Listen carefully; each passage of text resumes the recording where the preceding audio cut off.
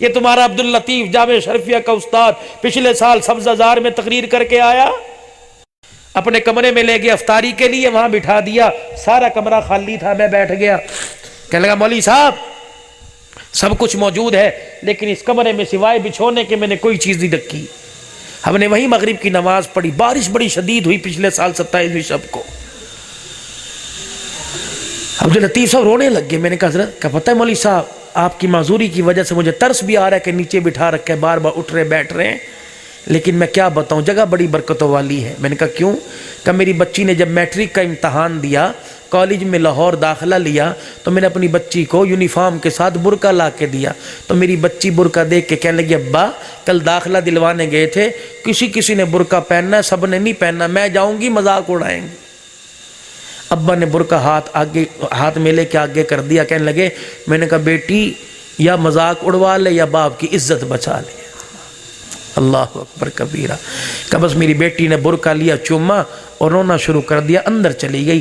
کہ مولوی صاحب وہ دن آج کا دن ہے، بیٹی کا صحیح طور پہ چہرہ میں بھی آج تک نہیں دیکھ سکا ہوں۔ مولوی صاحب تجھے کیا بتلاؤں، رات ہوتی ہے میں اور میری بیوی چھپ چھپ کے دیکھتے ہیں یہ اللہ والی سوتی کب ہے، کتنا عرصہ ہو گیا اپنے بچی کو رات کو کبھی سوتے دیکھا ہی نہیں ہے۔ اللہ اکبر۔ کہ مولوی صاحب ایک دن میں میری بیوی اٹھے اور ہم نے اپنی بیٹی کو دیکھا مصلی پہ عبادت کر رہی ہے، میں اور میری بیوی رونے لگے۔ آج بیٹے کے کرتوتوں کو دیکھ کے ماں باپ روتے ہیں یا اس کی عبادت کو دیکھ کے رو رہے ہیں کہ ہم رونے لگ گئے۔ میں اپنی بیٹی کو دیکھ کے آیا، ٹھنڈا سانس بھرا، کلیجہ ٹھہرا، میں میری بیوی سوئے۔ اللہ اکبر، کیا دیکھتا ہوں، میری آنکھ لگی، خواب میں مجھے کالی کملی والے کی زیارت نصیب ہو گئی۔ رحمت دو عالم صلی اللہ علیہ وسلم اس کمرے سے تشریف لائے، مولوی صاحب جہاں آپ بیٹھے ہیں یا بالکل سامنے حضور آ کے بیٹھ گئے۔ میں اندر آیا، میں نے دیکھا حضور بیٹھے ہیں، میں نے کہا آقا آپ کہاں؟ فرمایا تیرے گھر میں آیا ہوں، یہاں رہنے کو میرا دل چاہ رہا ہے۔ اللہ اکبر۔ کہ مولوی صاحب اس وقت سے میں نے کمرہ خالی کر رکھا ہے۔ یہ جامعہ اشرفیہ کا وہ روضۃ الاطفال ادارہ ہے، وہاں کے استاد کہنے لگے مولوی صاحب میرے اس کمرے میں آج تک کوئی چیز کرسی وغیرہ نہیں بچھائی ہے، ایسے گھر بھی تمہیں اس دھرتی کے اوپر نظر آئیں گے میرے۔ اپنے گھروں کو حقیقت کے اندر گھر بناؤ، اجاڑو مت۔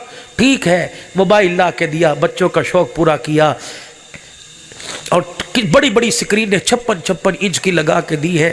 بابو تو کہ ان پڑھ آدمی، ابھی یہ گندم بک رہے، ابھی چاول بک رہے ہیں، بچے نے کہا ابا ٹی وی لا دے، تجھے کیا پتا اس ٹی وی میں نامراد کیا کیا بیماریاں ہیں، تمہیں کیا پتا ٹچ موبائل کے اندر کیا کیا نامراد بیماریاں ہیں۔ کبھی پوچھا صبح سے لے کر شام تک اولاد کے لیے کیا کرتے ہو؟ کبھی شام کو آ کے یہ بھی پوچھا کہ 12 گھنٹے بچے سے میں دور رہا، میرے بچے نے 12 گھنٹے کہاں گزارے؟ کبھی پوچھا کسی باپ نے؟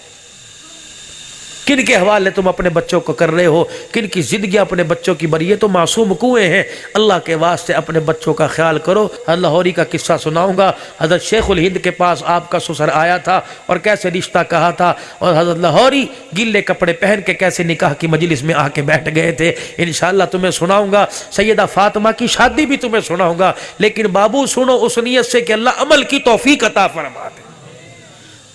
محرم الحرام کا مہینہ، نواسے کا شان سنا، اب یہ سفر ربیع الاول آ رہا ہے، نانے کا شان سنو۔ ہم نے کیا کرنا ہے؟ صرف شان سننا ہے؟ نہیں، ان کے شان کو سن کر ان کی زندگی کو اپنی زندگی کے اندر لے کے آنا ہے۔ ان سالانہ پروگراموں میں ایک گھر بھی بدل گیا، ایک گھر کا نقشہ بدل گیا، ایک آدمی کے چہرے کا نقشہ بدل گیا، یقین جانو جلسے کامیاب ہو جائیں گے۔